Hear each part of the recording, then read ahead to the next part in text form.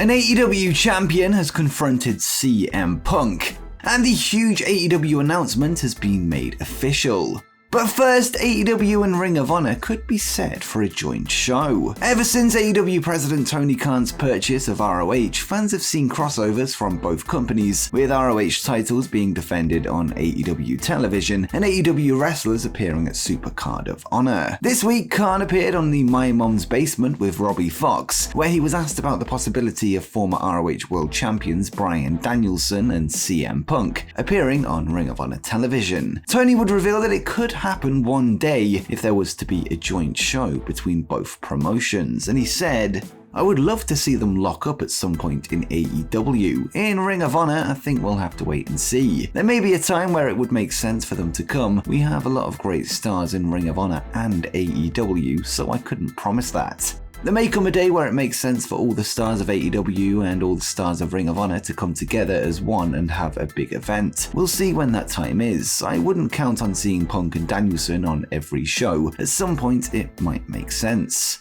With the recent ROH return of Samoa Joe, who himself is a former world champion, it would be great to see him back in the ring to continue his legendary ROH rivalry with CM Punk, with the two having a long history together. Perhaps this could be something we see should the joint show take place. But what matches do you want to see at a Ring of Honor AEW crossover show? Let me know in the comments down below.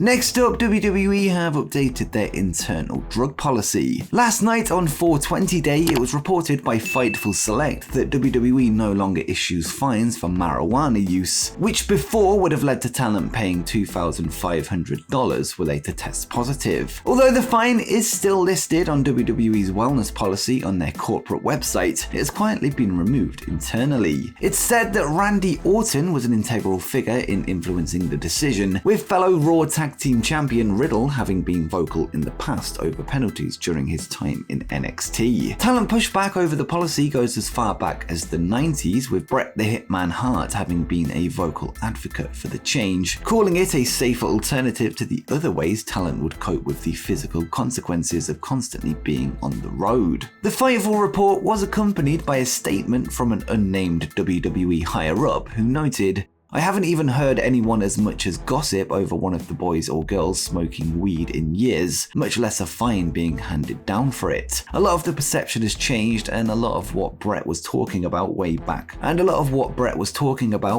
when ended up ringing true. I don't expect us to come out with WWE themed cannabis incense anytime soon, but the policy has been relaxed and we've used a lot of that culture in our storylines." The report follows the release of a brand new shirt for the RK Bro tag team, which dons the phrase "RK Bro 420 says I just smoked your ass."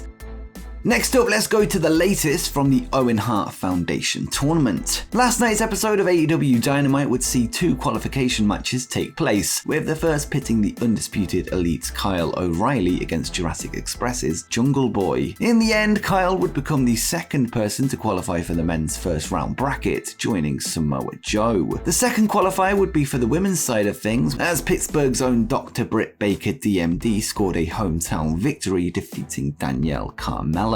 She's the sixth wrestler to qualify for the women's bracket alongside Toni Storm, Jamie Hayter, Hikaru Shida, Red Velvet, and Ruby Soho. On top of this, two more qualifiers were announced that will take place over the coming week, with Adam Cole set to battle New Japan Pro-Wrestling's Tomohiro Ishii this Friday on Rampage. And next week on AEW Dynamite, it will be the Battle of FTR, as Dax Harwood takes on his fellow ROH Tag Team Champion Cash Wheeler for the first time ever in what should be an interesting match to say the least. But who do you think will be the next two names to qualify for the first round? Let me know in the comments down below.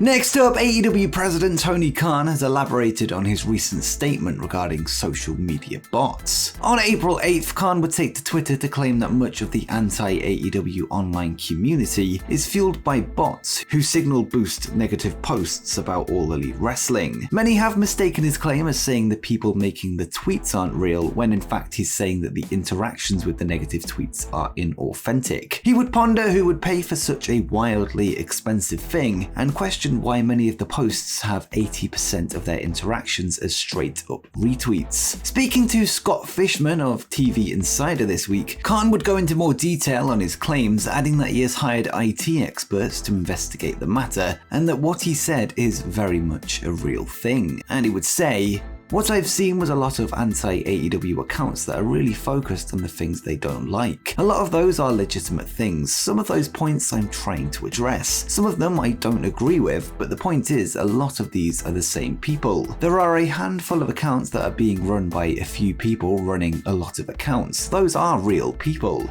A lot of their engagements, their retweets, likes, people responding and signal boosting for what they are saying, those are bots. You got a network of a few people with a lot of identities powered by a bunch of bots. I'm not making this up. I have hired IT experts that put together a much more sophisticated explanation than I'm capable of giving. It's a real thing, or I wouldn't have brought it up. I have a pretty good reputation in this business for honesty." The study cited is yet to be released and it's currently unknown if it ever will become public once complete. But what do you make of Khan's claims? Let me know in the comments down below.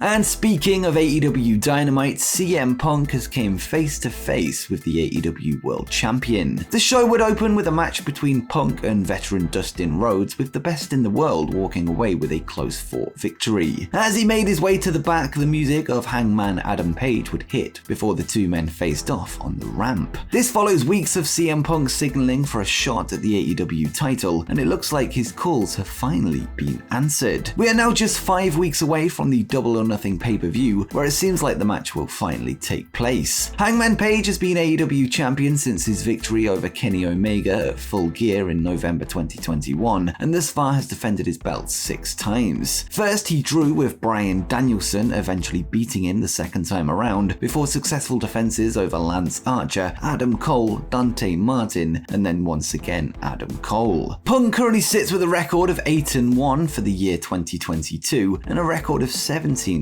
overall, making him a top contender for the belt. Could Las Vegas and Double or Nothing be the home of CM Punk's first AEW title win? Let me know what you think in the comments down below. And finally, the huge AEW announcement has been made. On last night's episode of AEW Dynamite, this week's huge announcement was revealed, with All Elite Wrestling officially set to hold a super show in collaboration with New Japan Pro-Wrestling. AEW President Tony Khan would bring out NJPW's President Takami Obari to the stage before being interrupted by Adam Cole on the big screen, who would break the news himself. He would reveal that the show will be named AEW NJPW Forbidden Door and will go down on Sunday, June 26th from the United Center in Chicago, Illinois. Cole would then introduce a special guest before Bullet Club's Jay White made his way out to the arena. He would declare that the event isn't about AEW or New Japan, but it's about the undisputed Elite and Bullet Club. Tony Khan would then later release a statement on the company's official website calling the show a dream event, and he would say, "As the world continues to reopen, I'm making sure the Forbidden Door follows suit, and we can finally give the fans the dream events they've always imagined." The United Center was home to one of AEW's biggest events of all time, The First Dance, where CM Punk made his return to wrestling after a 7-year hiatus. This summer, fans of AEW and NJPW can expect the unexpected during this extraordinary, first-of-its-kind pay-per-view between our two incredible companies.